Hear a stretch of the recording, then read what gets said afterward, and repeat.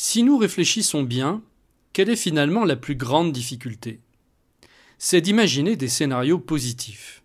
En effet, combien de fois dans une journée sommes-nous ramenés dans une triste réalité?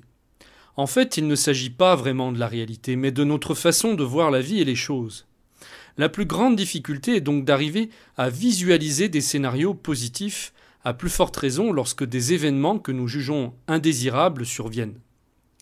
Il y a toute une rééducation à faire, car même si vous ne vous en rendez pas compte, vous vous êtes entraîné à être négatif. Il faut fournir beaucoup d'efforts pour se sentir mal, car notre véritable nature est heureuse. Lorsque vous ne vous sentez pas bien, vous n'êtes pas aligné sur votre véritable être. Le négatif est une forme de résistance, un manque d'acceptation de votre véritable nature et de ce que la vie a de meilleur à vous donner. Soyez honnête avec vous-même et regardez comment vous vous êtes conditionné, auto-hypnotisé pour imaginer et finir par croire que la vie était difficile, qu'elle n'était que souffrance, combat, etc.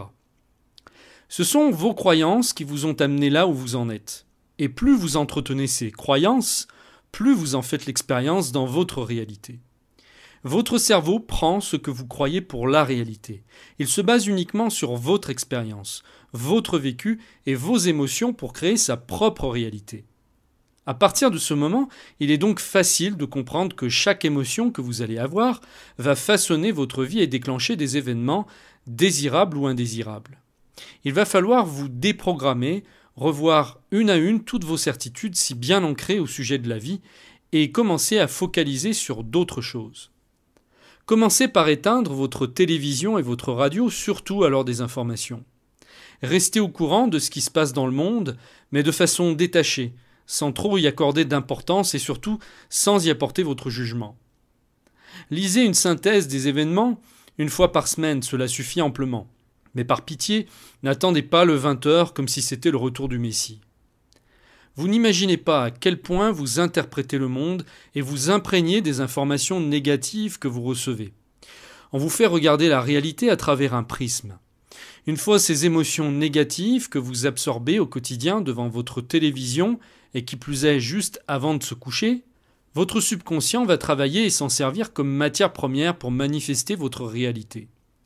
C'est encore pire si vous ressassez les derniers événements survenus avec votre entourage, si vous vous attardez sur tout ce qui ne va pas.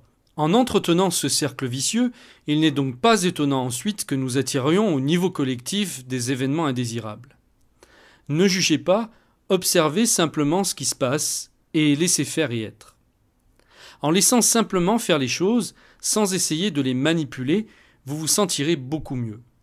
Rappelez-vous, ce n'est pas tant ce qui se passe qui est important, mais la façon dont vous les interprétez et les ressentez.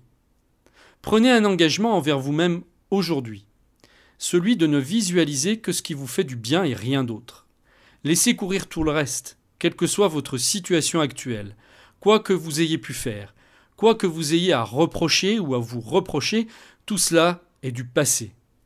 Pardonnez-vous et avancez. À la fin de la journée, faites la différence et notez les changements.